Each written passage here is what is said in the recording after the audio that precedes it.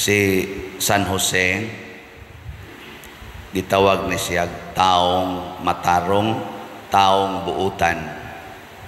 Apan sa iyang pagbinuutan o pagtinarong, wa sad siya ma-appreciate sa iyang mga silingan.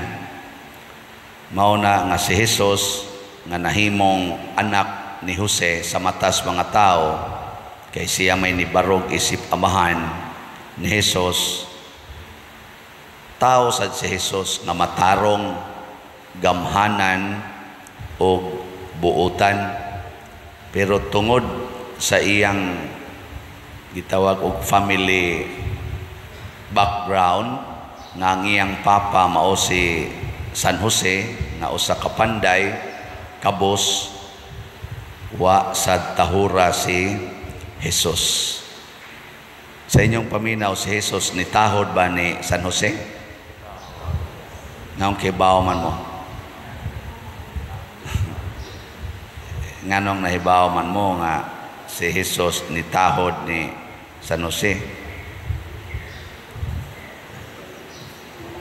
Wade mo maminaw sa Ebanghelyo nga katong nawa si Jesus sa templo aw sa dito sa Jerusalem, nga napalgan dito sa templo unsa may ending, og mipauli si Jesus og nagmasinugtanon siya sa iyang mga ginikanan. Nya si Jesus nahimong panday. Pasabot iyang gisunod ang iyang gitahod ang kinabuhi og trabaho sa iyang papa nga si Jose. Kay siya mismo nahimo sa siyang panday. Daghan kay mga anak nga inig dagko na kung ang ilang ginikanan mag-uuma, kargador, panday. Daghang mga anak nga moingon maning kamot yung eskwela kay dili sayon ang kinabuhi gipuy-an sa akong ginikanan aron mahaw-as ko ni ining maong kalisod. Hasta sa mga ginikanan moingon sad di ko gusto nga ang akong mga anak muagis akong giagian kay dili sayon. No. Lagi. Lingi anay mong tupad. Ing na nisunod kas panginabuhi sa imong ginikanan. O nagsigi kag likay-likay. Likay-likay ba? Labi na gid ng kakabos. Di kita gustong mahimong kabos. Mao gina. Pero kung atong tanahon, ang Ginoo nga mao si Jesus mao'y nagbuhat sa tanan. Matod pa sa unang pagbasa, ang tanan siya'y nagbuhat. Wa gyud nabuhat langit o yuta nga dili pinaagi niya. Unom kaadlaw niyang gibuhat ang atong universo. Niya pag ikapito ni pahuway siya. Kinsa may katapusan niyang gibuhat? Ang husga. Wa mo iklaro. Ang tao mo'y katapusan niyang gibuhat. Nya unsa may iyang gi-assign sa tao? Ang sayon kayo nga buhat. Unsa may buhat? Atiman na lang ning akong mga binuhat og gamita kini alang sa imong kabuhian. Karang mura silag mga langgam, mura silag mga hayop nga sige lang suroy-suroy kaon o gigutom na ana. Pero ang resulta o gatong i-fast forward sa may nahitabo ni supak ang tao, wa na mosunod sa gustos Ginoo o didto nagsugod na ang tao lahi na sa mga langgam, lahi na sa mga mananap nga relax kaayo din his kalibutan. Daghan na kayong nangaratol nga mga tao na stress na nga naman tungod kay nagpakaginoo naman, supak-supak mas Ginoo. Pero kung wala gid unta ta magsupak-supak, pagkahaya-haya gyud kay ingon ra siya kan aning tanang mga prutas dinhi, kanang tanang mga mananap imo na wa gyud problema. Kamoron na amoy problema wa mao na masinupakon man. Nagsupak-supak man di na nay problema. Nya hangtod karon nagpadayon ning maong prinsipyo. Ayaw lang yung supaka ang Ginoo. Mo na kani si San Jose, modelo ni siya dili lang sa pagkamamumuo, pero modelo po ni siya sa pagkamasinugtanon. Usa ka mamumuo nga wa gyud reklamo. Bisan sa iyang aktual nga kinabuhi, wa siya reklamo. Kunya kay si Jesus nagtahod man niya isip amahan, si Jesus pod isip tao dili sad reklamador. Bisan pagikulata na siya, bisan gilansang na siya sa cross, wa lang gyapon siya ay reklamo. Giling niya ay montupad. Naon sa man ka, reklamador o masinugtanon. Hindi ka na be. Ilhanan ni mo. Nya ka nang. Ang uban, wag panagan na. Ikaw dong, masinugtanon ka dong? Tanawa, di ba? Kalma kayo mo sa ano. Ano ako gaduda yung kuhaning bata mahimo gining pare. Kaya ang iyabang mga aksyon, mura dyan ka ng obispo bitaw. Bisyap. Mau na sila yung mga tao nga buutan. Reklamador tayo. Nya inigreklamo na nato, diha na magsugod ang atong problema. Ang banag asawa kung di lang yun magreklamuhay, mo trabaho lang para sa kaayuhan sa usag-usa, wa yun untay gubot ang ilang kinabuhi. Di yun magkagubot. Ay lang yun reklamo. Trabaho lang para sa imong isigkatao. Ayaw pagtrabaho para sa imong kaugalingon. Kaya kanimang si San Jose, nagtrabaho manggod ni siya para siyang isigkatao. Panday god. Kung sa may iyang gitrabaho, mga puyanan, mga kagamitan sa iyang isigkatao, lingkuranan, lamisa, magpanday siya para sa iyang isigkatao. Siya ba'y mo gamit sa lamisa nga iyang gipanday? Siya ba'y mo puyo sa balay nga iyang gitukod? Dili, ang iyang isigkatao.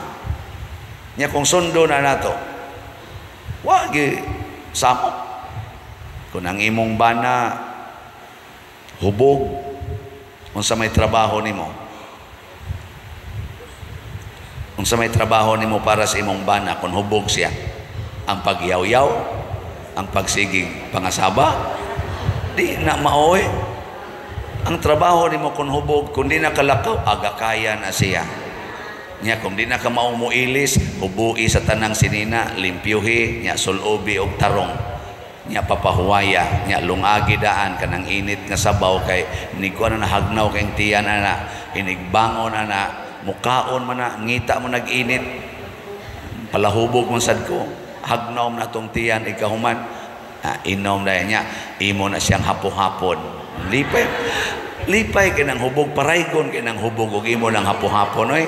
Pero gimong yaw-yawan, magmaoy na, bungka ginatanan mo mga butang niya, hapon-hapon na nimo, sus, mura ginag-itoy nga mo parayg nimo. Nya imo mo sang paghuton, mura sa nagirong buang. Gimo ng paghuton ang hubog, irong buang labas na. Pero gimo ng hapon-hapon, mura nag-itoy, magkuyak-kuyak, pang iko ga. Diba, mao ni siya gitawag og buhat. Ang Ginoo sa mayang gibuhat, kalipay man. Nag-create siya kahayag, lipay. Hasta siya nalipay. Create siya dagat, yuta, langit, mga langgam, mga tanom. Unsa man na? Kalipay. Tanawag mga matay ning tanan natong mga tanom. Mag-uol ta oy. Muhubas ning atong tubig, wa na tay tubig, mag-uol ta. Mapawong ng adlaw, naara ba to'y eclipse sa adlaw, gamay raman to atong nakita dinib, mahurot nagkapawong mga tulo ka tuig, di na namusigang adlaw. Wa na guol ta. Ang gibuhat sa Ginoo pulos makalipay. Giling nga imong tupad. Yung nalipay ka ng imong naw. Pay ka na, hinimo maginas Ginoo. Lipay ka. O luos lang kag reklamo. Sige reklamo nganong ingon ani akong buhok, nganong ingon ani akong kolor, nganong ingon ani akong kilay, nganong ingon ani akong ilong. Napayuban mo reklamo nganong nahimo kong babae nga laki manunta ko, nganong nahimo kong laki nga babae manunta ko. Sige lang reklamo. Wa gyud ka appreciate nga gihimo siya sa Ginoo with love. Mo na mo trabaho ta nga naay gugma. Ang una gyung mahitabo sama ni San Jose ug ni Hesus, higugmaon gyud ang trabaho dili ang sweldo. Karon ay naay mga trabahante dayog rally, magrally. Siging demand anang increase. Unya og manimba, wa gyud mo increase ang kolekta nga gihug. Di gyud mo increase niya, kusog kay mo rally aron lang gyud mo increase kuno. Ya, inigabot dire. Ang kuyaw sa kang pare siging demand nga increase sa kolekta nya kundi mo increase tagaan ti kagsikan koleksyon. Pero ang mga labandera wa gi increase. Ang sekretary pila na katuig serve wa gyud ma-increase. No? Ang ni-increase sino nang gidaghanon nga sakyanan sa pare. Ano ba? Ni-increase noon ang mga balay sa pare. Ang kuya umingon pag yung uban, ni-increase ang kapit sa pare. Ito lang ang hinayon kay maapil ra ba ko ana. Mo na ba? Ang mo increase maogyod ang kalipay sa atong isig katao, dili ang ato. Basta trabahante ta, liwatan ni San Jose, ang kalipay sa isig katao mo increase. Gani si John the Baptist unsa may iyang prinsipyo, he must increase, I must decrease. Siya musaka, ako muos-os. Mao nay tinuod nga trabahante. Unsa man say mahitabo kung mao nay batasan sa usa ka mamumuo. Ang iyang amo malipayon. Ang iyang amo mutan-aw niya nga dunay kalipay. Nya kun mutan-aw kas usa ka tawo nga naay kalipay, nya kay gustong ihatag niya. Unsa may imong ihatag, kanang makapaguol niya o makapalipay?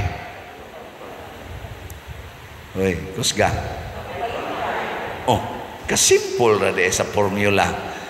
Aron tagaan kag dako nga sweldo, lipaya ang imong amo.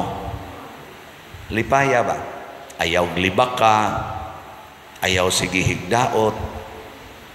Ako bitaw dinhi, mahiubos magyud ko aning mga atong staff bitaw dinhi nga kana bitang kuang-kuanon ko kanang libak-libakon ko tungod ko no anang usahay hapit na kuno mo abot og 18 oras kay na ako'y daghang ipabuhat.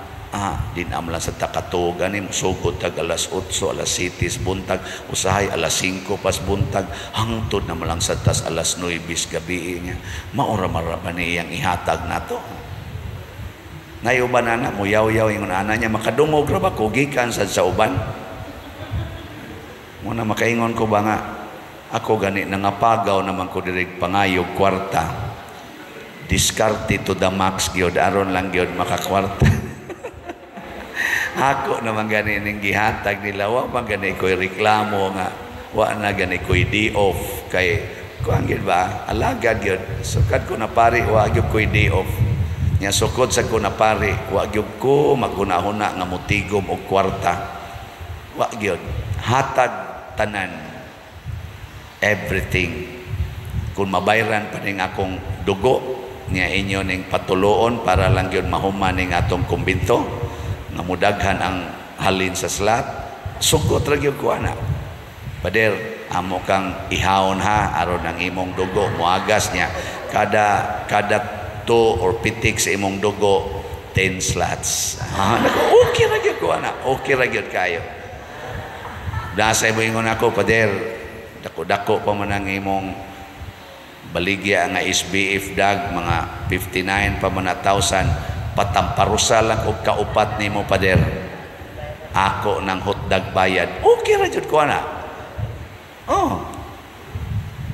In short, ang tinuod nga mamumuo sama ni San Jose, sama ni Kristo, dili lang mulipay sa iyang amo, andam pagyong mag-antos o magpakamatay para sa iyang gialagaran.